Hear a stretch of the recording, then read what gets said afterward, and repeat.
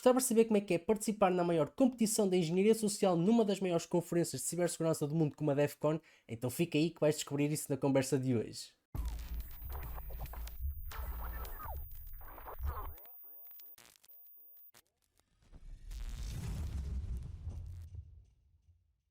Desde já, Teresa, muito obrigado pelo teu tempinho de teres disponibilizado aqui para partilhar um bocado da tua experiência. E a primeira pergunta que eu questiono toda a gente que aqui vem é: como é que tu vieste parar à área de cyber? Ai, não é nada um percurso linear, sabes? Uhum. Portanto, eu sou licenciada em Engenharia Informática pelo Politécnico de Leiria.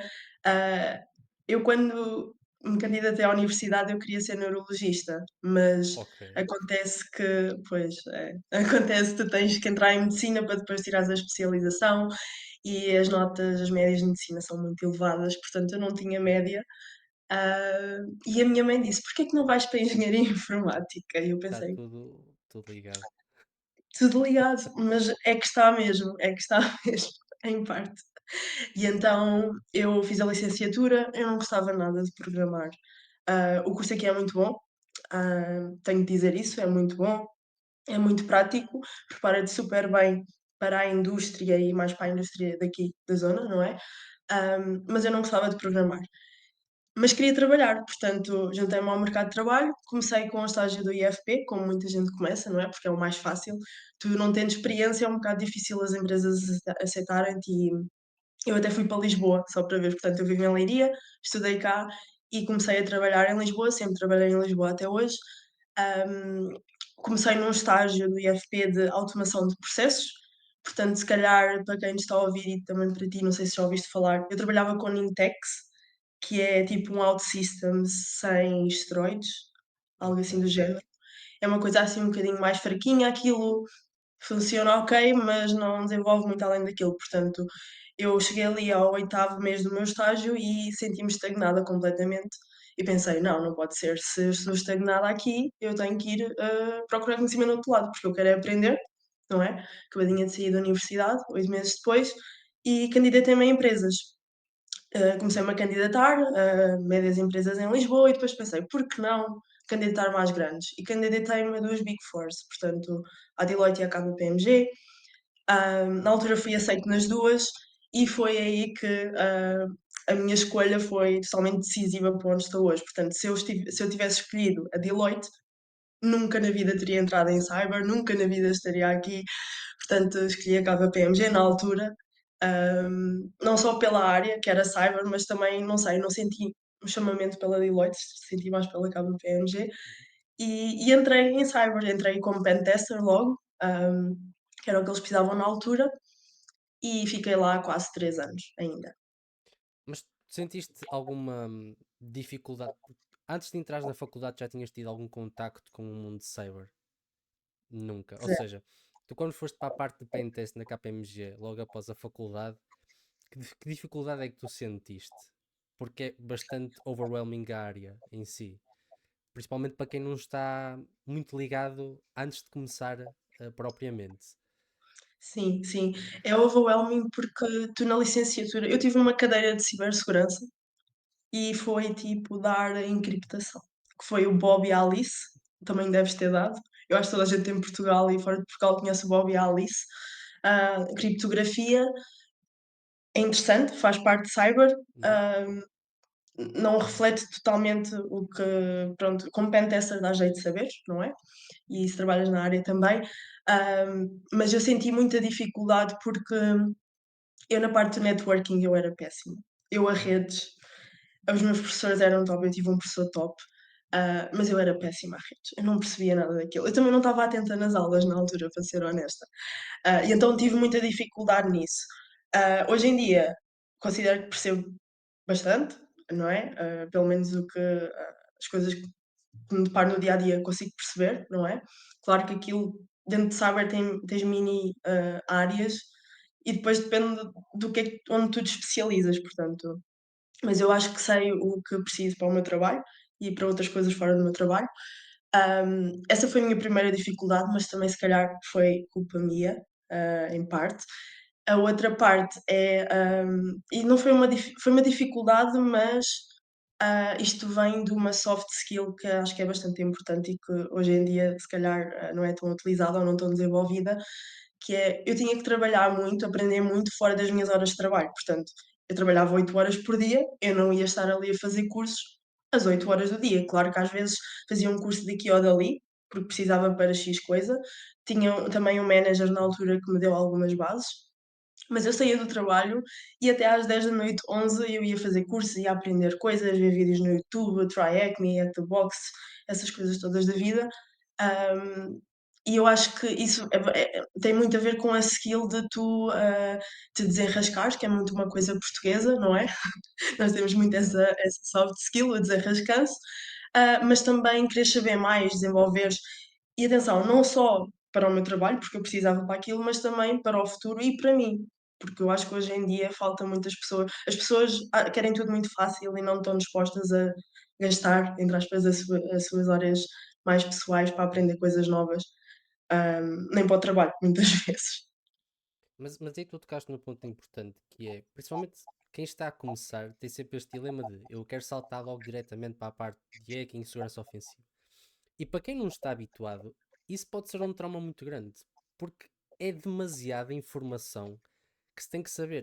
E para além de nós temos que entender como é que vamos comprometer um sistema, nós temos que perceber como é que o sistema funciona sequer. Exatamente, E se não existem essas bases para trás, de sabermos como é que esta porra funciona, como é que este sistema está a funcionar, para eu subverter o funcionamento deles, torna-se bastante frustrante porque não se consegue desenvolver muito ao longo desse passo. sim, E esse ponto que tu tocaste de depois das horas de trabalho, continuar a estudar, aplica-se a quase todas as áreas dentro de cyber, principalmente.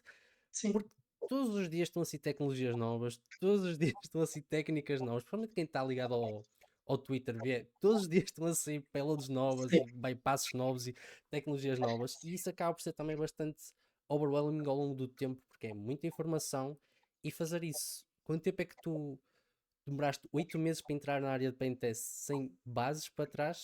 Deve ter sido um trauma bastante grande. Que tipo de pentest é que tu fazias dentro da KPMG? Estavas mais direcionado para infra, para web, fazias um bocado dos dois? Olha, eu fazia muito mais web, que também é o mais requisitado pelos clientes.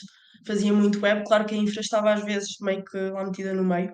Eu fazia também pentest, interno e externo, portanto eu fazia as Uhum. 2 vertentes. A parte interna e quando tu contratas um serviço de pentest, às vezes aquilo é tipo um bundle, e tu podes adicionar outras coisinhas, portanto eu fazia web, depois, mais tarde, e foi assim que eu também entrei na área das conferências e criei mais conexões com o mercado da América, foi pentest a APIs. Portanto, tenho uma grande ligação com as APIs e com a AppSec University, sou embaixadora deles e tudo mais. Um, mais, quando fazia pentest interno, também fazia aqui também mais virado para a engenharia social, a intrusão física, Ok. utilizando apenas engenharia social, não havia cá lockpicking nem nada do género, Ah, até isso. porque estás a ver em Portugal as empresas utilizar lockpicking, aquilo tens logo ali os Eu conheço torniquetes. casos que aconteceu. E depois acaba que eu Sim, depois já te conto as histórias. sim, sim, sim. Eu também já ouvi algumas histórias, mas imagina, depende do cliente que contrata e eu trabalhava muito com bancos portugueses, portanto, Uhum, ok. se nós formos ali a passar, se fores às sedes em Lisboa ou no Porto, não dá assim muita margem para lockpicking. Ah, eu não trabalhei com todos, atenção, trabalhei com alguns. Ahm, o que é que eu fazia mais? Parte da engenharia social, o phishing também. ahm, mais pentest. Mobile, também cheguei a fazer pentest mobile. Esse é o dilema das consultoras, é que uma pessoa toca Fazes tudo. em tudo que é campo, uma pessoa está lá a mexer. Mesmo que uma pessoa não tenha experiência, vai-se ter que desenrascar mais uma vez. Porque, por E é exemplo, bom. é bom, porque, por exemplo, estás a fazer pentest a infra, estás ali a mexer com ADs e não sei o quê, e de um momento para o outro entra um cliente, nós agora temos aqui um projeto de pentest mobile e tu, mas eu nunca mexi em mobile sequer, como é que uma APK funciona? Yeah, vais aprender. Exato. Mas como é que tu desenvolveste esses conhecimentos ao longo desses 3 anos que tu lá tiveste? Fizeste vários cursos, por exemplo, no TryAcme? Fizeste algum curso específico de certificações ligadas à área? Como é que tu traçaste esse progresso? Hum, É assim, até chegar às APIs, eu aprendi muito com o meu manager, portanto, ele às vezes dizia-me: "Olha, isto funciona assim", explicava-me umas coisas. Aprendi muito a fazer por mim, porque havia muitas vezes que eu ia sozinha para o cliente e, tinha que me desenrascar, portanto, eu às vezes não sabia. Claro que fiz muitos cursos da TCM Security, eles têm aquele curso que são bastante horas, nem sei quantas é que são, já nem me lembro. Fiz esse curso na altura, deu-me bases, Try-Hack-Me, havia vídeos no YouTube, havia pessoas, hum, a mostrar como é que se faz pentest a aplicações web, mobile por acaso acho que nunca vi. Hum, Portanto, era muito por aí, foi muito um mix de pessoas ensinarem-me, o meu manager na altura ensinar-me e eu aprender sozinha, e muita tentativa e erro, porque, e se calhar tu passas muito com isso, não é? As pessoas comuns, digamos assim, fora de cyber, têm a ideia que e também os clientes, não é, porque eles são pessoas comuns, têm a ideia que cyber é tipo uma cena que tu chegas lá e corres o Matrix e corres o Nessus e está feito um pentest. E há muitas consultoras que fazem isso. Não estou a julgar. O Nessus é um complemento muito bom para um pentest. Não define o pentest por inteiro, Isso é digo eu. verdade. Tens muitas consultoras por aí que basicamente pentest deles é correr scanners. E obviamente que é uma das partes de um pentest, ter a parte automatizada, mas existe sempre o componente manual. Principalmente também perceber o que é que o scanner está a fazer, não é? Porque não adianta darmos o output dele, depois nem sequer percebemos o que é que ele está a fazer. Tu É disseste que verdade. ao longo desses 3 anos, quando começaste na parte de pentest, ligaste à parte da APIs. Como é que depois surgiu esse bichinho de quereres começar a dar talks sobre APIs? Tipo, findings é que te despertou o interesse para falar sobre isso? Conta-me um bocadinho dessa história. E também és fundadora da OWASP de Leiria, Leiria, portanto sim, que é também quero outra saber coisa. sobre isso. É outra coisa que sim, vamos falar mais à frente. Mas as APIs, sabes que na altura, hoje em dia as APIs estão muito na moda. Quando eu comecei não estavam nada. As pessoas diziam-me assim: APIs? Mas porquê APIs? Estás a ver? E tudo surgiu porque um desses clientes que nós tínhamos queria um pentest a APIs, muito específico, e na altura a minha equipa era bastante pequena, portanto, meio que o meu manager disse: Olha, Teresa, vais tu. E eu sabia o que é que era uma API, né, porque, aliás, eu fiz um estágio de um mês quando ainda andava a estudar aqui perto de Leiria e estive como back-end developer, portanto trabalhei com APIs. E, apesar no curso nós também damos, mas pronto, construir uma API e testar uma API é diferente. Claro que tu tens de saber como é que ela funciona, dá jeito, mas quando estás num pentest tu não tens tempo para ver tudo, como é que ela funciona. Nem muitas vezes são testes que são black box, eles não te dão quase nada. É do Uhum. tipo, olha, tens este URL e este é o scope, e tu vais fazer a reconnaissance, vais ver o que é que há ali, o que é que não há, e depois tens tipo um mês para fazer tudo isto. Portanto, eu sabia zero de testar APIs. Na altura tentei ver recursos online, encontrei o Cory Ball, que é um grande nome na indústria das APIs, e ele tinha acabado de fundar a AppSec University com outro colega e tinham cursos. Eles tinham um curso de 12 horas que foi o Corey que criou. Eu pensei: "Olha, por que não?". Fiz o curso, bastante interessante, fiz o pentest à empresa, tive bons findings. A partir daí, foi um serviço que eles também começaram a vender mais, não é? Hum, Comecei a fazer, entretanto, tentei que a empresa fizesse ali uma ponte com a AppSec University, porque eles tinham um scanner na altura. E testar APIs é uma coisa que dá muito trabalho, principalmente se tu tiveres muitos endpoints para testar e pouco tempo, tal como em tudo no pentest, não é? Ah, e então eu proporcionei várias reuniões entre a minha empresa e a AppSec University, e numa delas o Dan, que é um dos co-founders da AppSec University, manda mensagem no LinkedIn e diz-me assim: Olha, Teresa, existe esta conferência em Paris, que é a Happy Days, existe em Paris, mas existe em vários outros países. Nós estamos a fazer uma side conference lá dentro, tu terias interesse em ir lá falar? Eu na altura pensei: "O que é que eu tenho para falar sobre APIs que eles não tenham, que as pessoas já não saibam que vão lá", estás a ver? Mas eu pensei, depois falei com várias pessoas, falei com a minha mãe, falei com colegas e pensei: "Por que não?". Se ele me convidou é porque viu alguma coisa, viu que eu podia acrescentar algo, pronto, lá à conferência e ao que já foi dito lá e a outros speakers que lá iriam estar presentes. e aceitei. E fui, e isto foi em 2023, portanto, foi quando eu comecei. As APIs começou um bocado antes, mas foi quando eu comecei a falar em conferências, assim, mais nos tempos livres. Porque é uma coisa que eu faço como hobby. Tudo isto, depois das 6 da tarde, é tudo hobby. Eu faço pelaria, a PSEC University, a ida a Las Vegas, é tudo hobby para É mim. tudo óbvio. Tu agora fizeste a transição para a parte de CT, ou seja, Threat Intelligence. Que diferenças, assim, em grande escala, que tu notas para a parte ofensiva para agora a parte de Threat Intel? Olha, uma coisa que às vezes perguntam-me, fazem-me muito essa pergunta: tu gostavas mais de fazer pentest ou o que fazes agora?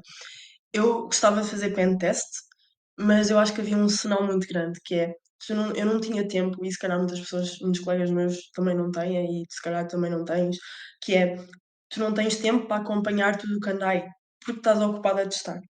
E tu não podes estar nos 2 sítios ao mesmo tempo. E eu queria muito saber o que é que andava aí, quais eram os trends, quais eram os threat actors, o que é que eles faziam, o que é que eles não faziam, as técnicas que eles utilizavam. Eu não tinha tempo. Em threat intelligence, hum, tenho tempo para fazer isso tudo porque faz parte do meu trabalho. Portanto, não faço pen test puro, claro que tenho de saber explorar vulnerabilidades, porque também faço um bocado de vulnerability management, mas não faço pen test puro e por isso também, como faz parte do meu trabalho, consigo acompanhar mais isso. Eu diria que é assim, que são mundos diferentes, mas que se complementam um ao outro muito bem. Mas o que é que achas que o parte do pentest te ajuda, principalmente agora para esta nova vertente? Um, Parte do vulnerability management que eu também faço, portanto, tu tens um scanner, dá-te vulnerabilidades, eu tenho que ir testar para ver se elas são, se é um falso positivo ou não. Essa parte ajuda-me muito. E também em threat intelligence e threat hunting, que é mais o que eu faço dentro de threat intelligence, nós lemos muitos artigos, muitas técnicas que eles utilizam, e por vezes tu teres a base do pen test e de networking e tudo mais, é mais fácil tu perceberes porque é que eles estão a fazer aquilo, daquela forma e não de outra. Também que às vezes nós pensamos que os threat actors são bastante inteligentes. Isto é acho que é uma coisa que nós pensamos muito. Às vezes não são. E se tu foste à B-Sides o ano passado, houve um senhor, um rapaz, eu acho que ele é um rapaz, ele porque ele ainda é novo, que ele falou do Notion, não sei se te recordas, se foste recordas, ou alguém nos está Notion. a ouvir. Eu acho que foi o do Notion, ou se calhar foi outro, que opa, o threat actor ele fez as coisas, mas o OPSEC foi tão mau que no fim ele acabou por se revelar a ele mesmo. Portanto, nós temos essa ideia de que eles são grandes masterminds e não sei, às vezes não é nada disso. Às vezes é só fazer brute force ali e utilizar umas credenciais e está feito. Ou E pronto, encontrarem leaks. A maior parte das vezes também é encontrarem leaks. Mas é, esse é um bocado o estigma que existe muito à volta da parte da offensive security, não é? Que toda a gente é super genius e obviamente yeah, que existe malta sim, que é completamente fora da caixa. E isso aí esquece, não vale a pena. Mas a maior sim, parte das pessoas são pessoas curiosas. Só sim, querem saber como é que isto funciona. Sabendo como é que funciona, então pá, têm a curiosidade de, ok, então vamos inverter o funcionamento e vamos ver o que é que dá. Se calhar yeah, sacamos daqui uma coisa interessante. é E ao longo verdade. deste percurso, tu fundaste a parte do OWASP Leiria. Como é que foi essa experiência? Porque a parte do OWASP, por si só, é uma fundação em que tem muita ligação ao Offensive Security, ou seja, uma das frameworks que nós utilizamos para a parte de pentest, também para passar para os clientes, a parte de remediações, etc. Como é que foi essa experiência em fundares o OWASP Leiria? Que tipo de talks é que te mais interessou trazer lá? Fala-me um bocado dessa experiência também. Olha, e se calhar também para dar um contexto a quem nos está a ouvir, não sei se todos sabem, a OASP é tipo uma organização internacional cujo objetivo é ajudar as pessoas, as organizações a desenvolver software mais seguro. Eles têm essas frameworks, têm as metodologias, têm o OASP Top 10 para APIs, para LLMs, para Web Para Applications, tudo para o que tudo é, e mais para alguma tudo coisa, que é coisa. para tudo e mais alguma coisa, e têm também os local chapters, que é a forma que eles encontraram de chegar mais perto das comunidades e das cidades e das pessoas. Em Portugal, nós até dezembro do ano passado tínhamos Lisboa, Porto e Beja. Eu, o ano passado, lá está, na B-Sides outra vez, eu estava a falar com alguns colegas e estava a dizer, opa, eu sempre fui de Leiria, não é? Eu vivo cá, e estava a dizer, há tantos eventos de IT, tantos meetups, mas não há nada de cibersegurança. E eles dizem-me assim: "Porquê é que tu não crias um chapter da OASP lá?" eu na altura, pá, sim, era uma boa ideia, mas isso dá-me trabalho e depois vou sozinha e porque eu conheço pessoas de cyber, mas não vivem em Leiria. E Certo. tu, para criares um chapter, tens de estar, segundo as regras deles, tens que viver, dentro de 80 quilómetros daquela região. Portanto, eu tinha que encontrar alguém que vivesse a 80 quilómetros de Leiria no máximo. E então, aquilo ficou um bocado adormecido, isso foi em novembro. Em dezembro eu pensei: "Por que não?" Porque não? Alguém tem que fazer, não é? E então, por que não eu? E comecei a mandar mensagem a pessoas aqui na área, na zona, aliás. A minha ideia era, ter uma pessoa de cyber e uma pessoa de desenvolvimento, programação, porque eu acho que é uma coisa que se complementa e também seria um bom fit e uma boa estratégia para puxar pessoas das 2 áreas. Porque eu acho que os developers ainda têm muito aquela coisa de: as frameworks já têm isto embutido da segurança, portanto não me vou dar o trabalho". Então, eu acho que é bastante importante também puxar a awareness para o lado deles. E Fiz agora tem bastante. outro perigo que é, existem os agents da AI a desenvolver código, não é? Há tudo, vibe coding, oh meu Deus, há tudo. Mas sim, pá, na altura vibe coding não era uma cena. E não foi assim há tanto tempo, portanto foi há 9 meses para aí. Um, e então eu fiz algumas entrevistas a algumas pessoas e tu quando te crias uma coisa destas ou quando queres criar, tu tens de partir do princípio que vais disponibilizar algum tempo pessoal teu, que não vais fazer durante as 8 horas de trabalho outra vez. Portanto, eu falei com várias pessoas e houve um rapaz que me disse assim: bora. E então em janeiro criámos o chapter e em relação a speakers, é um bocado difícil arranjar pessoas para falar, porque as pessoas têm ou são muito tímidas ou acham que não têm nada para acrescentar. O meu objetivo ao criar a Waspleria é não só, trazer awareness de cibersegurança para aqui, para a região, mas também dar a mão, abrir a porta a pessoas que queiram, sei lá, falar sobre cenas que lhes interessam, estás a ver? Uhum. Desde que tenha a ver com cibersegurança, podem falar. E então eu quero muito puxar pessoas para virem falar, porque foi assim que eu também comecei. Abriram uma porta, eu fui lá falar, gostei e continuei. Porque não fazer isso também a outras pessoas? Eu acho que nós ganhamos bastante com isso. Portanto, nós até agora já fizemos 2 meetups, vamos fazer agora o terceiro em setembro. Até ao meetup passado fizemos meio que uma junção entre vários grupos locais. O meetup de setembro já vai ser nosso individual, temos aqui um sponsor perto de Leiria, portanto já vai ser nós ou a hostelaria só sozinhos. Vamos ver como é que corre, se vem muita gente, espero que venha. Se estiverem a ver este vídeo, por favor, vão. Pode haver comida ou não no fim, vamos ver. E pronto, o objetivo é eu só quero que as pessoas falem sobre cyber e é isso. Mas não é fácil puxar pessoas para falar sobre isso, pelo menos aqui na área. Aqui na Pois, área não, desculpa, eu estou com a área aqui na zona.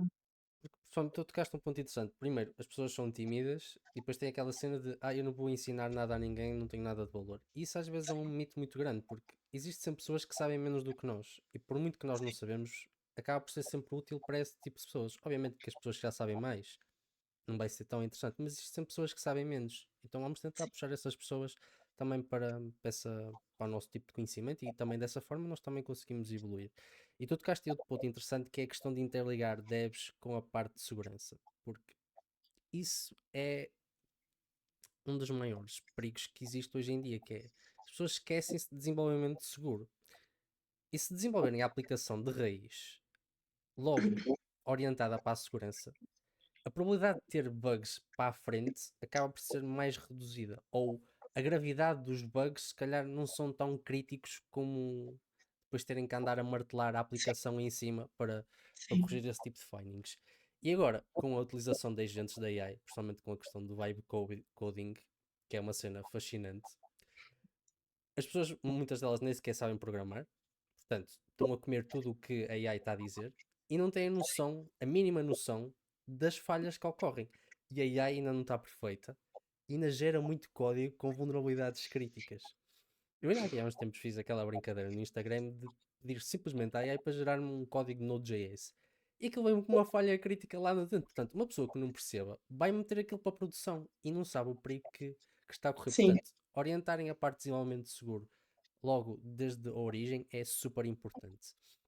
E acho que verdade. fizeste muito, muito bem em fazer isso. E agora sim, vamos ao ponto principal disto, que é como é que te surgiu o interesse pela parte do evento da DEFCON, mas principalmente como é que te surgiu o interesse pelo tema que tu foste competir à DEFCON? Engenharia social. Sim, olha, foi mais uma vez quando trabalhava em consultoria, fazia parte de um dos bundles e existe muito esta misconception de, se calhar na altura também mais ninguém estava disposto a fazer testes de phishing, portanto eu fazia muito phishing, ah, já estava habituada a fazer toda a infraestrutura, a definir os cenários, etc., a enviar para os targets, e depois começaram a pedir phishing.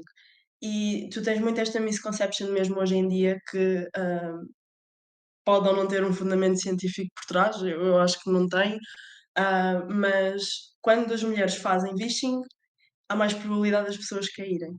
Isso é verdade. Ah, é verdade. Mas porquê? Explica-me. Porquê? Porquê que tu Porque acho achas? que as mulheres acabam por ser. Isto eu estive a discutir isso com um colega meu na altura, que é as mulheres acabam por ser um bocado mais empáticas que os homens, ou seja, conseguem sentir mais o que a outra pessoa está a sentir e dessa forma conseguem, entre aspas, manipular melhor o ambiente para ter aquilo que quer. Obviamente que existem homens que fazem isso, mas naturalmente acho que as mulheres têm mais essa capacidade. Queres saber a minha teoria? A minha teoria é que tu nunca vais imaginar que a tua mãe te vai ligar para te enganar. Por isso toda a gente acha que as Também, mulheres nunca também. fazem nada. Portanto, são só Estás a ver? pontos a favorecer as mulheres nesse caso. Sim, sim. Mas pronto, eu comecei a fazer phishing, fiz ainda algumas vezes e era uma coisa que eu gostava, porque além de eu fazer, pronto, eu não gosto muito de utilizar esta palavra, mas ali enganar as pessoas, e também na altura o que eu fazia não tinha a ver, não era igual ao que eu fui fazer lá. Portanto, o meu objetivo quando eu fazia phishing era, hum, as pessoas, eu ligava do departamento de cibersegurança e dizia: "Olha, eu sou do departamento, o meu nome é X", nós dizíamos sempre o nosso nome real.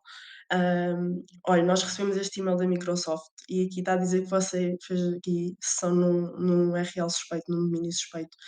E olha, o que eu preciso antes que bloqueiem a sua conta é que vá a este domínio, a este link que eu lhe vou enviar e que meta as suas credenciais para identificar para se identificar. Senão a Microsoft bloqueia e eu não posso fazer nada." Portanto, passava muito por isto. Até que eu, a primeira vez que fiz phishing, 50% das pessoas meteram as credenciais. Numa das últimas vezes eu combinei phishing com vishing, portanto, ah, ao início eu ainda dizia o URL, imagina eu dizer maliciousdomain.com e as pessoas iam, 50% caíram, estás a ver? Uma coisa. Claro que na altura nós utilizávamos um domínio super parecido, ainda não andava aí a Microsoft e a Google a apertarem com isso. Das últimas vezes que eu fiz já existia muito, já existe há muito tempo o Google Safe Browsing, mas só há uns anos talvez é que eles começaram a apertar mais e dificultaram mais o trabalho, e depois tens os Typo Spotted Domains também andaram a apertar com isso. Portanto, mas eu numa das últimas vezes consegui, combinando phishing e vishing, que enviava o e-mail da Microsoft, digamos assim, 70% das pessoas puseram as credenciais. E eu no fim, de as fazer, de meter as credenciais, aparecia-lhes um PDF a dizer: "Foi alvo de uma simulação". E eu tinha que explicar para cada uma dessas pessoas a quem eu liguei, o que é que elas tinham feito mal e como é que elas podiam melhorar para no futuro não caírem outra E vez. mesmo assim elas acreditavam que ainda continuavam a ser alvo de um ataque. Não, depois elas Estou a porque brincar. lá a confiança, quando tu confias em alguém, e lá está. Eu vi um comentário no outro dia, quando saiu a minha notícia, acho que foi no Público, e um senhor disse assim: "Não sabia que agora, falar com pessoas era engenharia social." A verdade é que não é só falar com pessoas, porque tu tens que as influenciar a fazer algo. Tens que ganhar a confiança delas e só depois é que tu as consegues influenciar a fazer algo. E é um dom, nem toda a gente tem esse dom de falar com pessoas e influenciar a fazer alguma coisa. E não estou a falar dos influencers do Instagram, nem do TikTok, nem whatever. Ah, Portanto, eu acho que é um processo muito complicado e posso dizer que eu fazia todo aquele cenário com elas, dizia nomes, porque faz parte de ganhar confiança, dizer nomes de pessoas que elas tu sabes que elas vão conhecer, porque são pessoas ou head de cybersecurity ou head do IT ou o que seja. E eu depois dizia: "Olha, eu nem trabalho para a sua empresa, não trabalho na sua empresa, fui contratada pela sua empresa para fazer isto." E achas que elas me diziam do tipo: "Ah, mas olha, mas eu vou desligar o telefone." Não, continuavam. Porque a confiança já tinha sido estabelecida, portanto elas queriam lá saber. Estás a ver? Eu até podia ser mesmo uma pessoa do mal. Yeah. Porque a questão é que Por os e-mails de phishing, agora que as pessoas estão mais sensibilizadas para isso, já começam a olhar para os pontos mais críticos. Mas por chamada, as pessoas quase não Sim, fazem validação nenhuma. Quase nem te perguntam quem é que tu és. sim, sim. Algumas eu tive muitos cenários e também posso partilhar aqui alguns, assim, mais interessantes. Eu tive alguns cenários em que, lá está, quando tu fazes phishing mesmo, tu não chegas lá e ligas às pessoas, tu tens de fazer uma investigação para conseguires construir um cenário que seja, credível e que tu saibas que é sólido e que as pessoas provavelmente vão meter ali as credenciais ou vão fazer aquilo que tu queres. Hum, E, portanto, eu fazia muito essa investigação e há muitas empresas, e graças a Deus que isso existe, tu tens uma coisa, uma aplicação interna onde tu podes ver quem é que trabalha na tua empresa. O que é que acontece em muitas empresas? Essas, hierarquias não são atualizadas todos os dias ou sempre que entra alguém, aquilo se calhar de X em X tempo é atualizado. Portanto, eu tinha muitas pessoas que às vezes me diziam assim: "Olha, eu vou ver aqui", não se importa, pois não? Também era uma frase que utilizavam muito. "Não se importa, pois não?" Daquele medo de te estarem a magoar a ti, estás a ver? A mim, que eu era a pessoa que estava a tentar enganar. "Não se importa, pois não, eu vou só aqui ver se a menina está aqui". E eles muitas vezes iam lá, claro que eu não estava lá, porque eu não estava a fazer impersonificação, estava a utilizar o meu nome real, e eu não estava lá, e eles iam: "A menina não está aqui", e eu às vezes dizia: "Olha, eu não estou aí porque eu sou nova, eu entrei há super pouco tempo e o meu chefe, a pessoa X, Y e Z, disse para eu fazer isto". Portanto, e tinha pessoas que diziam: "Olha, não lhe vou dar nada", tinha pessoas que, continuavam a chamada. E tu conseguias escamar as credenciais das pessoas. Mas a Sim. questão é que esse é um perigo, porque nós vemos a parte do phishing constantemente no nosso dia a dia. As pessoas pensam que muitas vezes é só a questão de roubar credenciais, mas Não. temos aquelas casos das burlas do MBWay, de bancos, etc., que as pessoas efetivamente estavam a transferir dinheiro para as pessoas porque pensavam que eram pessoas efetivamente dos bancos que estavam Sim, a fazer esse tipo de chamadas. Portanto, é um ponto ainda muito mais crítico do que propriamente os phishings de hoje em dia. E hoje ainda temos uma questão ainda mais crítica para cima dessa questão do phishing, que acho que ainda vai ajudar mais nessa vertente, que é a questão da AI. Ou seja, se tu já naquela altura estavas a fazer as chamadas e as pessoas confiavam em ti e tu estavas a dizer todos os teus dados pessoais, imagina uma pessoa a ouvir uma voz que conhece. sim, ainda é pior. E É crítico. imagina com os deepfakes em que tu fazes videochamada e vês uma pessoa que tu conheces, que não é a pessoa que tu conheces. Esta questão da AI, principalmente para a engenharia social, é um ponto crítico. Principalmente, Sim, tirando a parte de tecnologia, esta questão de engenharia social é efetivamente crítica.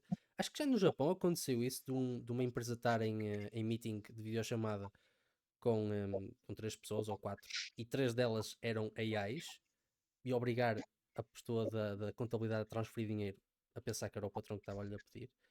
sim. Esta questão, e principalmente as pessoas mais idosas. Imagina quantas pessoas daqui para a frente clonam tipo a voz do Gosha e começam a ligar para velhinhos. Tens muito. E antes tinhas o porta a porta, É que que funcionava muito bem. é muito crítico, não é? Eu acho que esta questão da AI para a parte de engenharia social só vos vai beneficiar a vocês. Se calhar pode ser uma dica para para a próxima competição. Sim, Começas a usar AI para pessoas que já trabalham na empresa, e se calhar ainda consegues checar as informações todas.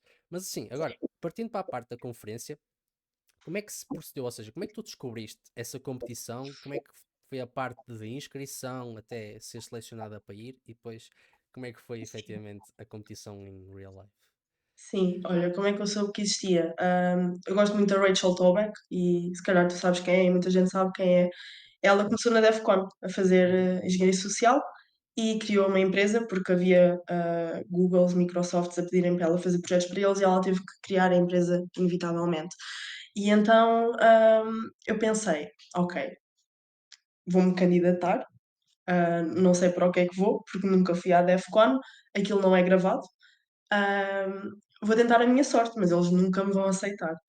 Porque imagina, eu não sei, eu não faço ideia quantas candidaturas é que aquilo é no mundo todo, eu não faço ideia quantas pessoas é que se candidatam, não fazia ideia, tipo, de zero. Só candidatei-me, fiz um vídeo, aquilo eu submeti em, talvez abril, maio, talvez. Eu fiz o vídeo em janeiro, só para veres o meu entusiasmo. Estava mesmo super entusiasmada, tudo o que estava no vídeo foi pensado ao pormenor, desde a cor que eu utilizava no fundo, desde o outfit que eu estava a utilizar, desde tudo o que eu dizia. tinha 2 minutos para os fazer acreditar que eu era uma boa candidata para a competição. Portanto, submeti a candidatura e pensei: "Seja o que Deus quiser, mas provavelmente nunca me vão aceitar. Qual é a probabilidade de aceitarem uma pessoa de Portugal, não é?" Ainda por cima mulher, porque depois tens essas partes todas, não é? Também que se fala muito hoje em dia de ser mulher, ser homem. Ah, e pronto, esperei, aquilo foi um bocado duro porque eu estava com expectativas em baixo, estava a tentar manter em baixo para não ficar triste com o possível não é? Porque o não está sempre garantido. E no dia das eleições, foi 18 de maio, se não estou em erro, era quando eu sabia o resultado. E eu pensei: "Se é um não, será que eu vou receber um e-mail? Ou será que não vou receber nada?" Estava assim muito pronto, não sabia como é que funcionava mesmo, não fazia ideia. Até que fui ao e-mail e aquilo diz accepted. E eu pensei: "Não, não estou a ler bem, não estou a ler bem." Abri o e-mail, li e pensei: "Se calhar enganaram só assim", estás a ver? Fui lá abaixo, porque estavam a dar as sondagens na altura, aquilo já eram tipo quase 7 da tarde, 8, e fui ver quem é que estava a ganhar, depois voltei para cima, li outra vez e liguei a uns colegas meus e disse: "Olha, temos que ir celebrar porque eu fui aceito." Hum, então pronto, aquilo depois é um processo de tu recebes o e-mail, é-te logo dada uma data, uma hora para a tua hora de competição, portanto eu estava assignada das 9 às 10 logo, nesse dia, para o dia 8 aliás, eu tinha que responder ao e-mail a dizer se queria ou não, porque eles só escolhem 13 ou 14 equipas ou candidaturas, digamos assim, todas as que são submetidas. Portanto, tens sempre pessoas em espera que gostariam do teu lugar, portanto, se tu não puderes, eles vão buscar uma equipa de backup. E pronto, a partir daí eu disse que aceitava para continuarmos com o processo, enviaram-me o meu target, e quando eu vi o target eu pensei: até vai ser fácil", estás a ver? Não, não foi. Porquê? Não foi fácil do ponto de vista de nós fizemos toda uma investigação do target e tudo foi avaliado, não só para nós ganharmos pontos, mas para eles verem que nós estávamos a seguir o código de ética, porque nós temos um conjunto de regras que temos de seguir e que, pronto, se não seguirmos aquilo podemos ser desqualificados. Portanto, tive 1 mês e meio para fazer a investigação, tinha 25 objetivos sobre o meu target, sendo eles sistema operativo, se utilizam badges, se têm seguranças no headquarters, se têm seguranças, a que horas é que eles estão lá e a que horas é que eles não estão, qual é o browser que utilizam, qual é a versão do browser, se têm treinos de cibersegurança, se têm para descreverem os trainings, de quanto em quanto tempo é que rodam a palavra passe, portanto, eram coisas assim muito gerais, nada sensível, nada confidencial. Um, 25 objetivos, entreguei o primeiro relatório, recebi os pontos. A segunda parte da avaliação e da preparação era encontrar números de telefone, de onde eu quero ligar, spoofing, e para onde eu quero ligar, que são os targets. Portanto, aqui há um senão, que é eu quando, faço normalmente OSINT sobre uma empresa, uma pessoa, o que seja, eu utilizo muitas ferramentas que é necessário fazeres login. Não quer dizer que sejam pagas, muitas delas tens X créditos que podes utilizar. Depois o que eu faço é criar contas falsas, identidades falsas, digamos assim, para conseguir então utilizar esses créditos mais vezes. Ali eu não podia utilizar nada disso. Eu não podia utilizar nenhuma tool que tivesse um login. Tudo o que eu utilizasse teria que ser open source, portanto era, sei lá, um documento estava aí escondido na internet, tá, com números de telefone, Andas o a que fazer muito dificultava Google muito mais. Dorking. Dava, mas se tivesse um login não contava, eles Ah, eliminavam da lista, yeah. Era muito mais difícil, eu pensei: "Como é que eu agora vou fazer?" Eles ensinaram-me algumas técnicas, realmente sim, imagina, tu tens números que podia utilizar uma dessas ferramentas, que têm login, e depois fazia um Google Dorking e tentava ver se havia outra source com ele. Muitas vezes não há, porque só tens mesmo aquela. Eu consegui, cerca de 39 números de telefone. Eles removeram-me 2 números de telefone, porque aquilo eles vão ver, vão confirmar todos eles. Eu liguei para os números para saber se eles funcionavam ou não, se pertenciam àquela pessoa ou não, porque uma das regras que nós tínhamos de seguir é: não podes ligar para números pessoais. Portanto, imagina, eu ligava para ti, se fosse o teu número pessoal, não contava. Tinha que ser o número da empresa para onde tu trabalhas, o teu número que te deram. Portanto, isso ainda é mais difícil. Hã, E depois o que eu tinha que entregar com os números de telefone era todo o plano de phishing, que incluía, os cenários que eu queria fazer. Eu submeti 5 cenários, e depois tinha de escrever,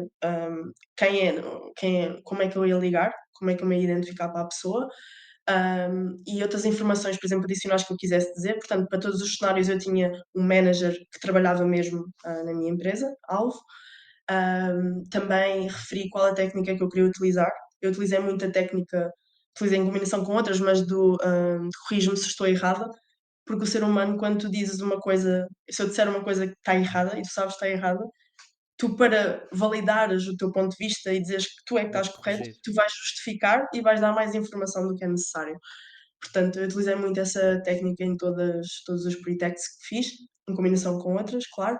Hum, Também disse, eu tinha de dizer como é que ia fazer as perguntas, como é que ia iniciar a call, para os números para onde eu queria ligar naquele pre-text e de onde queria ligar naquele pre-text. Hum, Se queria utilizar wardrobe, portanto, tudo contava para os pontos, desde barulhos de fundo, que também tinha de dizer se queria ou não utilizar, mas desde barulhos de fundos, os objetivos que eu conseguisse extrair da pessoa, o wardrobe, portanto, eram muitos pontos arbitrários, além daqueles pontos que já estavam pré-definidos. E pronto, e enviei esses 2 relatórios. Isto foi o último enviado 3 semanas antes da DEFCON. Portanto, o que significa que eu, até à DEFCON, não podia investigar mais nada, não podia submeter mais nada, só me bastava ir lá fazer as chamadas. E posso também já avançar para a parte das chamadas, posso já ir com tudo. Portanto, a DEFCON, para quem nunca foi, são 4 dias, foram 4 dias este ano. Acho que antigamente eram só 3 dias. Hum, no primeiro dia é só ir buscar o badge, portanto estamos à espera em filas longas, longuíssimas, para ir buscar o badge, para ir comprar merch, para fazer networking depois a seguir. Isto é dia 7, foi dia 7. Dia 8 era o dia da competição. Eu era às 9 da manhã, portanto haviam 3 equipas. Eu fui uma das equipas assignadas às 9 da manhã, em conjunto com outra equipa. Eu tinha 22 minutos para tentar extrair o máximo de objetivos possíveis da minha empresa-alvo. Um, e há aqui um senão que muita gente pode não considerar sequer, que é: eu tenho 22 minutos. Se ninguém me atender em 22 minutos, eu não tenho mais tempo. O meu tempo acabou, não ganho pontos. Portanto, imagina ligares às 9 da manhã. Eu liguei para o Arizona e para Chicago, foram os 2 estados para onde eu liguei. No Arizona eram 9 da manhã também, em Chicago eram 11 da manhã. O que significa que eu não comecei às 9, comecei, imagina, 9 e um quarto. Em Chicago eram 11 e meia. Na América eles almoçam mais cedo. Portanto, não me beneficiava em nenhuma das horas, porque num lado era quase a hora do almoço, na outra era muito cedo. Eu tive quase 10 minutos até me atenderem a chamada. E comecei com um pretext. Entretanto, mudei de wardrobe, impersonifiquei uma pessoa da minha empresa-alvo numa das lojas, e liguei para outra loja. E utilizei o pretext. A senhora estava, eu sabia exatamente o número da loja de onde eu estava a ligar e para onde eu estava a ligar, sabia o lingo deles, que é uma coisa muito importante. Tu, quando ligas para uma empresa, todas as empresas têm uma maneira de falar internamente, seja desde como é que dizem IT Helpdesk internamente, ou lojas, por exemplo, sei lá, Burger King, McDonald's, Pingo Doce, Continente, o que seja. Todas elas têm uma forma de falar internamente, se tu ligares de uma loja para a outra, não é? E então eu tive que aprender tudo isso, liguei para lá. A senhora estava a correr tudo muito bem, até que ela chama a manager para o telefone e a manager diz-me assim: "Tu és de que loja?" E eu disse o número da minha loja e ela: "Não estás autorizada a ligar para aqui." E desligou o meu telefone. Portanto, eu fiz a minha investigação em Portugal. Nós não podíamos ter qualquer contacto com o target, com a minha empresa-alvo. Eu não podia ter qualquer contacto. Fiz o que pude de investigação em Portugal, passivamente, sempre, sem entrar em contacto com eles, porque eu não posso dizer a ninguém, aliás, acho que ainda não posso dizer a ninguém que era a minha empresa-alvo, portanto era tudo confidencialidade. Hum, eu não fazia ideia que, ligando do Arizona para Arizona, eu tinha que ser uma loja autorizada. Portanto, gastei ali cerca de, já tinham passado quase 10 minutos, gastei ali talvez uns 6 minutos e pensei: "Não, vou mudar para o pretext, para o primeiro pretext que comecei tudo isto, e vou ligar para este senhor." E eu ligo para o senhor e ele diz-me assim: Disse: "Olha, eu sou deste departamento e não sei o quê", fiz ali um ato de atriz do que o meu dia estava a ser muito difícil, a minha manhã, e o senhor diz-me assim: "Eu tenho 3 minutos, chega?"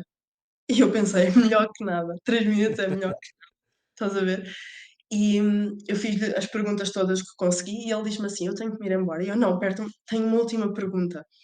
E uma coisa engraçada nesta competição é que tu tens uma pergunta que o público define, que são perguntas tipo estúpidas, estás a ver? Ok. A pergunta que eu lhe tinha que fazer, que não tinha, mas era uma contava como um objetivo depois, era: "Qual é a comida mais estranha que tu já comeste?" E imagina, eu dizer ao senhor: "Olha, uma última pergunta, isto é assim uma brincadeira interna, eu sou estagiária, mas eu tenho que perguntar isto às pessoas". E perguntei-lhe qual era a comida mais estranha que ele já tinha comido e ele ficou do tipo silêncio, e eu já estava: "Por favor, pode dizer qualquer coisa, pode dizer cereais É com que aí vale su qualquer coisa, literalmente. qualquer coisa, diga qualquer coisa".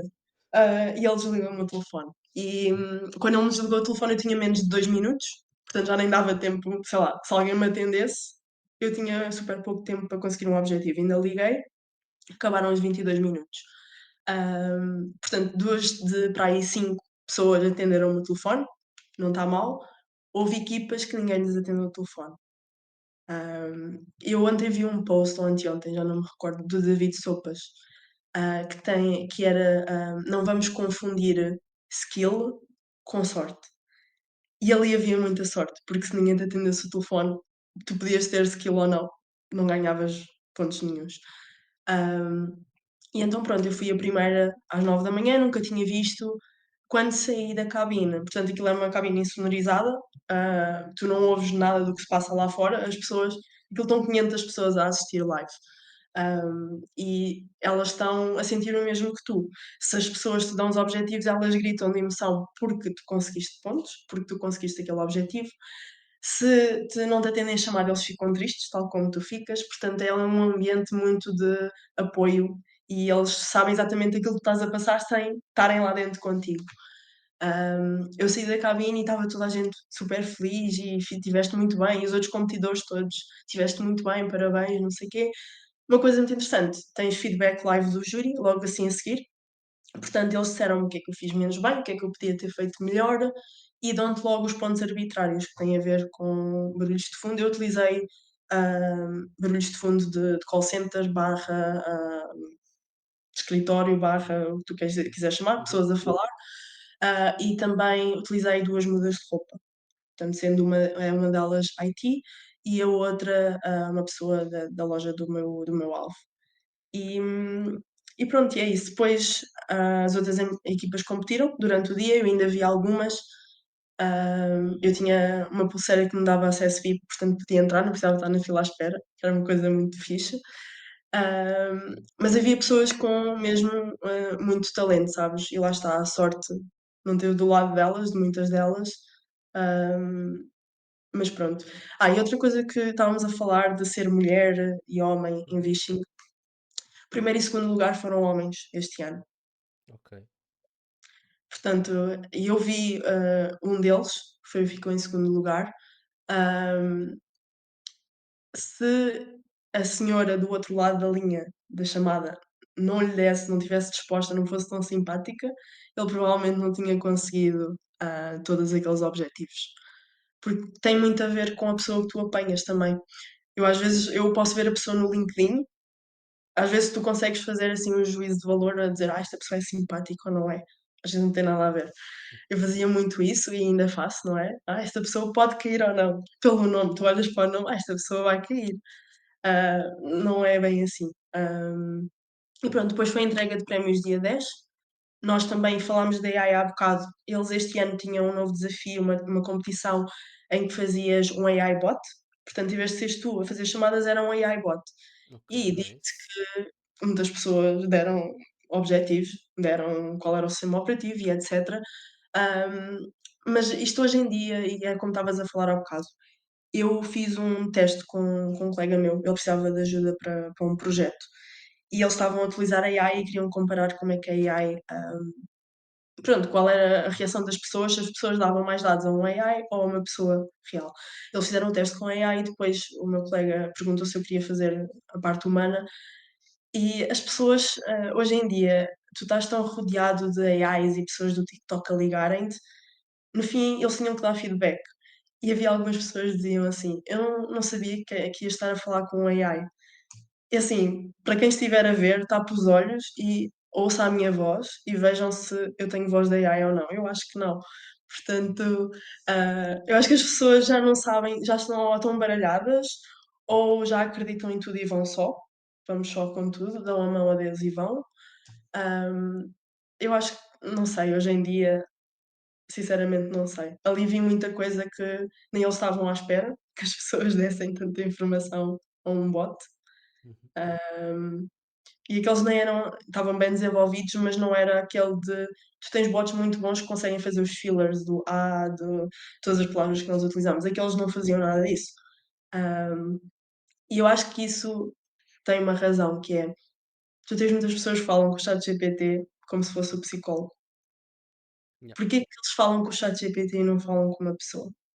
Porque tu achas que aquilo, não sei, é mais fácil para já tu confiares numa coisa que não é físico, talvez, e depois, Sentes-te mais à vontade. sentes mais à vontade. O ser humano também tem sempre tendência, tu sendo psicólogo ou não, claro que eles têm o código de ética, mas eles comentam sempre qualquer coisa, estás a ver? E há pessoas que aquilo é tudo um conjunto de fatores e falam com o ChatGPT porque acham que se sentem mais seguros. Por que não dar a tua informação a AI em vez de dares a um humano? A AI não vai Uhum. fazer nada com aquilo na tua cabeça. E a questão do julgamento, quando estás a falar com uma pessoa, tu sentes sempre o julgamento dela perante aquilo que estás a dizer, enquanto que é um bot, Ok, sabes que o chat GPT não te vai julgar sim, em último dos casos. Mas tu tocaste aí num ponto super interessante que é a questão da sorte, para além da skill. Porque, efetivamente, quando nós olhamos para a questão do CTF tecnologia, ok, tens ali a tecnologia, o cenário é sempre o mesmo, tá, tá. Quando tu foste para o teu de phishing, existe mesmo uma componente de sorte. Porque tu tens muitos fatores que não dependem de ti. Um sim, é como é que tu passaste a tua noite, provavelmente com nervos, se calhar pouco dormiste, portanto a tua forma de estar no dia a seguir já não vai estar a 100% como ao que devia. Depois, tens a questão que é, tu não sabes como é que as pessoas são. Se são simpáticas, se são rudes, se vão atender, sim, se não vão. Não sabes se elas estão a trabalhar ou se estão doentes. Portanto, também. não fazes. Se estão de férias, não sabes como é que a empresa em si funciona por dentro, não é? Portanto, existe muita coisa que efetivamente não depende de ti, que é a questão da sorte. E provavelmente, se calhar, se tivesse apanhado outros números, se calhar uma pessoa que tu ligaste e não atendeu, se calhar estava de férias, mas se estivesse a trabalhar e tivesse atendido, se calhar conseguias ter um resultado muito melhor, porque podias ter apanhado uma pessoa mais bem disposta, porque depois podes apanhar uma pessoa que esteja num dia mau, até ser Sim, bem disposta, mas está num dia mau que nem sequer está para aturar outras pessoas. Portanto, existe exato. uma componente bastante de sorte.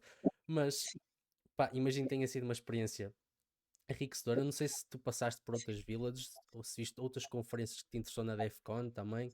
Como é que foi, para além da parte da competição, como é que foi a tua experiência no grande evento?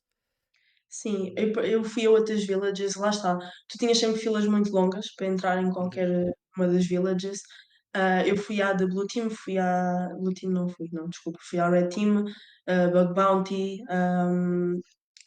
este ano tinhas várias villages, tinhas tipo de veteranos do exército também, tinhas de queers, portanto tinhas um bocado de tudo e era mesmo muitas villages.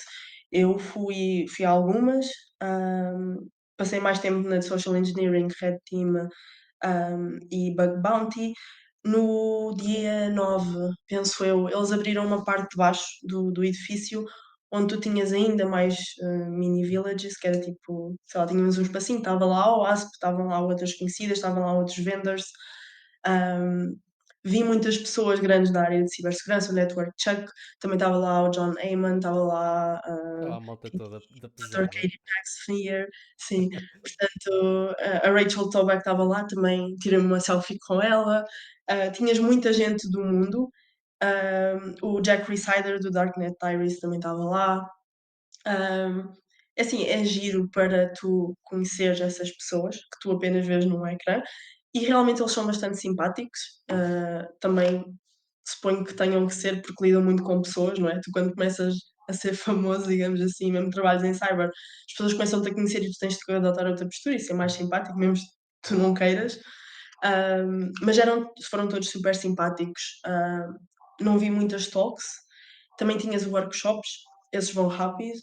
Ahm, Conheci pessoas novas que, principalmente os competidores, nunca teria conhecido nunca na vida, não é? Porque eu era a única de Portugal a competir também. E no outro dia estava a falar isso também com, não sei se era com o André Batista, já não me recordo, mas eu acho que nunca houve ninguém de Portugal a competir sequer naquilo que eu fui competir, portanto, trazer Portugal para a América, mas no geral a conferência é muito fixe, é muito grande, é muito overwhelming. Eu acho que 4 dias não chega, eu acho que mais um dia ou 2 se calhar era ok, mas aquilo está tudo feito, engenharia social, para tu voltares para o ano. Tu Uhum. nunca vais conseguir ver aquilo tudo, portanto, a engenharia social, eles influenciam-te a tu voltares para o ano. E, outra coisa também interessante que nós não pensamos muito de engenharia social no dia a dia, hum, nós saímos à rua em engenharia social em todo o lado, desde os cartazes da Remax, desde as publicidades, desde as revistas, emagreça X quilos em 2 meses. Eles estão-te a criar um problema ou estão-te a dar uma solução para um problema que tu achas que tens e que se calhar não tens. E o objetivo deles é fazer-te comprar a revista e tu vais comprar a revista porque ninguém lê como emagrecer 10 quilos em 2 meses no sítio. Tu vais pensar: "Não, eu leio isto em casa", e compras a revista e levas. Engenharia social. Há um senhor que tem uns vídeos no YouTube muito interessantes, eu até comentei isto no outro dia. Há um que tens um BMW, está estacionado numas rochas, sabes, ao pé do mar, e ele dizia assim: Olha, isto é uma excelente publicidade, engenharia social, sabem porquê? O que este anúncio vos diz é que se vocês tiverem um BMW, podem estacionar em qualquer lado, não há problema. E é tudo Sim, engenharia certo. social. Mas a questão da engenharia social é precisamente essa, é a parte da manipulação de fazeres a pessoa fazer aquilo que tu queres. E isso todos nós fazemos no nosso dia a dia, obviamente que umas Exato. fazem com um teor malicioso para prejudicar outras pessoas, mas todos nós fazemos isso no nosso dia a dia, nós tentamos convencer as pessoas do nosso ponto, isso no fundo é engenharia social. E Sim, teres conseguido, independentemente do lugar que tu ficaste, acho que é um motivo de orgulho, porque, primeiro, sim, ser selecionada já é incrível, estar lá ainda é mais incrível, portanto, só viver a experiência por si só já é, já é incrível, foi independentemente muito do fixe. resultado em si. Exato. Mas, hum, como é que tu achas, agora pegando numa parte mais académica, se tu Uhum. tivesses que aconselhar alguém, por exemplo, a ir para a parte de CTI ou a parte de engenharia social, que tipo de caminho é que tu propunhas que elas seguissem? Ou seja, em termos académicos, formações, certificações, o que é que achas que é mais útil para o mercado de trabalho? Sim, olha, esse tema, eu se calhar tenho uma opinião diferente da maioria das pessoas. Eu tenho algumas pessoas que vêm falar comigo e me fazem essa pergunta: "Que certificações é que eu devo tirar?" Eu digo sempre: "Não te foques nas certificações, foca-te em ganhares conhecimento." Uhum. Tu, para entrares em cyber e para teres o mínimo de sucesso, digamos assim, tens que ter 2 coisas, ou tens que fazer 2 coisas: aprender networking, redes de computadores, e teres vontade de aprender. De resto, é com o tempo. Eu tirei engenharia informática, eu recomendo que tirem, se quiserem só a licenciatura em engenharia informática, porque também não há mais nada. Acho que eletrotécnica não te dá grandes bases para depois seguir cibersegurança, acho que é mais Eu engenharia era de informática. eletrotécnica, Eletrotécnica. eu tirei eletro por acaso, mas Opa, não se dá bases nenhumas. Não. depende. Eu sei que aqui em Leiria programam bastante em robôs, não sei mais que isso. Certo, mas em geral não. Mas dão networking de certeza, não dão? Ou perto. Praticamente nenhum também. Pronto, mas depois aprendeste, também não faz mal. Exato, a questão é teres a vontade de. Sim, exato, sim. Depois, é assim, há muitas pessoas que me perguntam: vou para mestrado." Se quiserem muito estudar, vão. Eu não recomendo porque tudo o que tu se tu entrares em pen se tu fizeres um caminho, por exemplo, como eu fiz, pentest e agora blue team, red team, blue team, tu aprendes tudo o que dás no mestrado e ainda te pagam Uhum. para isso. Portanto, não pagas tu para as aulas. Eu tenho colegas que estão a tirar o mestrado, aqui em Leiria é muito bom, pelo que sei, porque a parte também forense também está envolvida. Aqui em Portugal também não há assim muito, porque dinheiro. Hum, mas mais do que isso, certificações. Eu acredito que a certificação não significa que tens o conhecimento, significa que tu estudaste e passaste na certificação, tal como os testes da universidade, tal como as médias, tal Como como qualquer tudo isso. curso. Portanto, aquilo não significa teres o conhecimento. Eu conheço muita gente com certificação que na prática não sabe nada daquilo. Eu acho que tem muito mais valor tu saberes as coisas, aprenderes, estudares nos tempos livres. Dizem muito também ensinar as outras pessoas, dizem que tu aprendes mais. Por isso é que eu também falo em conferências, aprendo sempre qualquer coisa nova. Um, Mais networking com pessoas da área, ah, nem que seja seguir no LinkedIn ou pedir conexão, não precisam estar a mandar. Há muita gente tímida, há muitas pessoas que acham que têm de mandar mensagem. Vão a conferências, B-Sides, em novembro. Agora também temos a B-Sides do Porto, portanto, B-Sides Lisbon ou Lisboa. Lisboa. Quer dizer, Lisbon é Lisboa, não é? É das Mas tu formas. tens, eu acho que a B-Side, para aqui, eu tenho É a beside t-shirt, Lisbon. é Lisbon, mas tens a OASP que é Lisboa. Não fazem a tradução. Ok.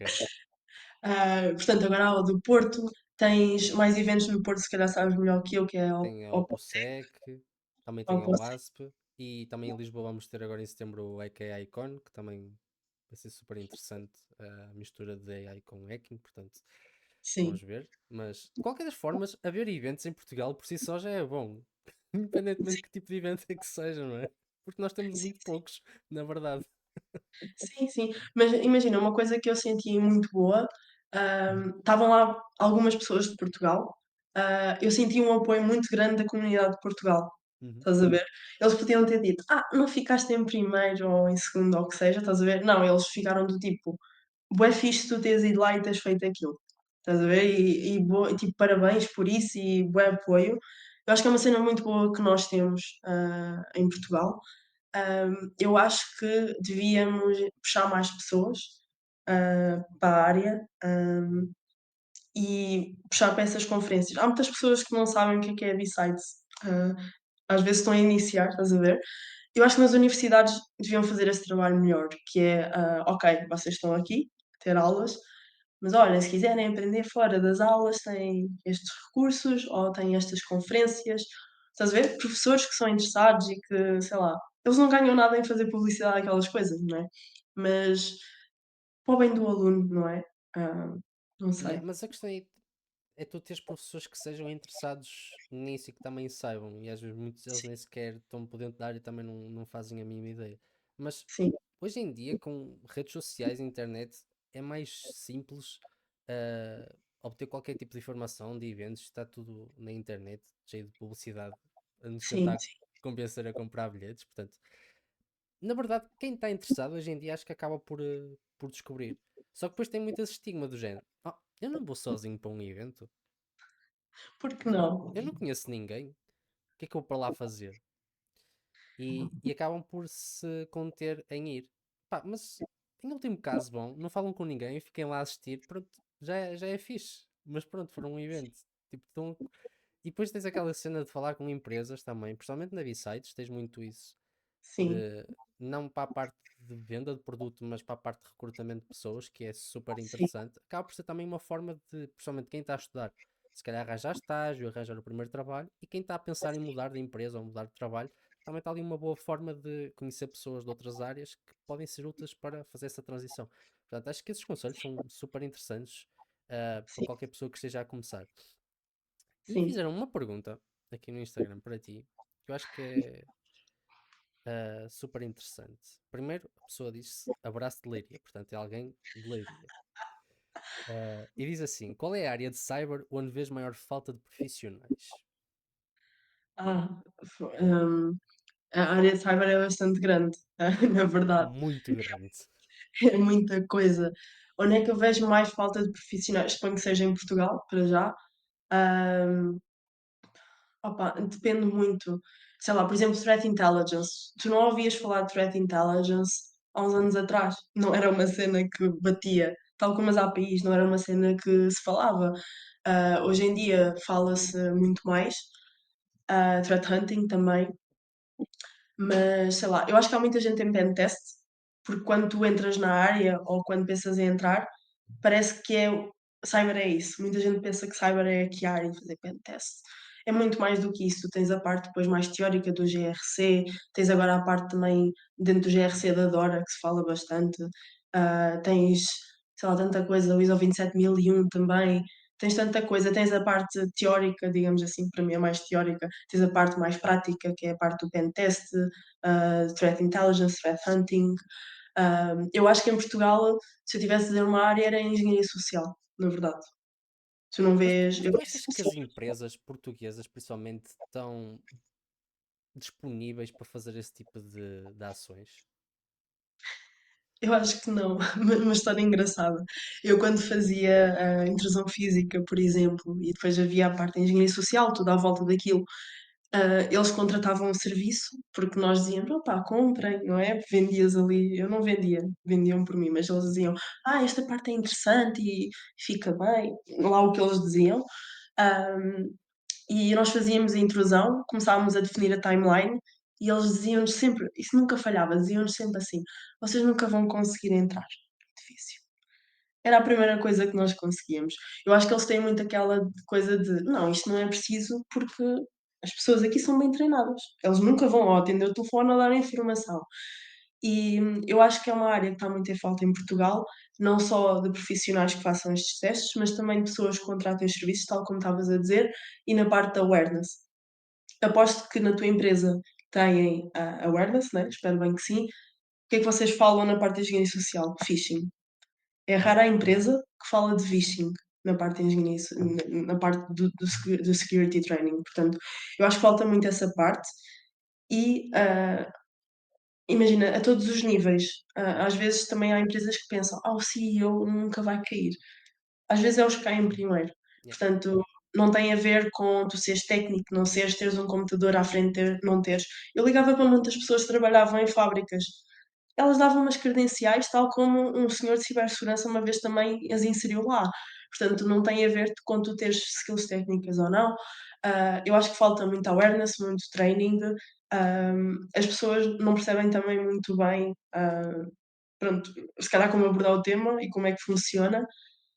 Mas se eu tivesse de dizer uma área, seria provavelmente a engenharia social. Ok. Faz sentido. Porque as outras, na verdade, já começam a ser um bocado preenchidas, apesar de temos falta em todas elas. Mas, principalmente a parte de engenharia social, acho que é uma das vertentes que mais falta existe em Portugal. Ou seja, está muito Sim, pouco treinada essa vertente. O phishing já começam a estar minimamente ali por dentro, porque existe muita matéria em cima disso. Agora, a questão de pentests físicos, acho que é bastante raro existir. sim, não tens. Um, e a questão da engenharia social, da questão de phishing também. Porque as pessoas pensam, ok, se eu proteger o meu software, nada me vai ocorrer. Mas esquecem-se que o software primeiro está no edifício. Portanto, se conseguirem chegar ao edifício, a maior parte das barreiras, por mais complexas que seja o software, vão ser ultrapassadas. Não adianta tu colocares muitas firewalls, depois tens acesso ao servidor fisicamente, Sim, ou não ligas-te é? a um ponto de rede também. Exato. E Sim, depois existe muito essa questão de ok, vamos investir só na parte de tecnologia e esquecem-se de todo o resto. sim, Aliás, também deves conhecer um dos maiores hackers do mundo, que toda a gente tem como exemplo o Kevin Mitnick. A carreira dele foi só em engenharia social. a maior parte sim. Ele Era não meteu muito. tudo aquilo que queria. Era bancos, era cenas militares, era tudo a falar com pessoas, não é? Portanto, acho que está Sim, aqui um conselho super importante, malta. Portanto, não olhem só para a parte de pentest, de red teams, etc. Comecem a olhar também para outras vertentes. E é fixe passarmos por várias experiências também, porque nos ajuda a complementar umas com as outras. sim, sim, Portanto, acho que foi um conselho super interessante. Teresa, muito obrigado pelo teu tempinho. Foi uma conversa super interessante, super enriquecedora. Vamos ver se conseguimos convencer mais malta aí para eventos. E se para o ano estamos todos na DEFCON também para te apoiar na próxima competição de phishing. Então, mas se calhar seria interessante arranjares uma competição de Vichenga em Portugal? Ou achas que ia haver muitos problemas jurídicos?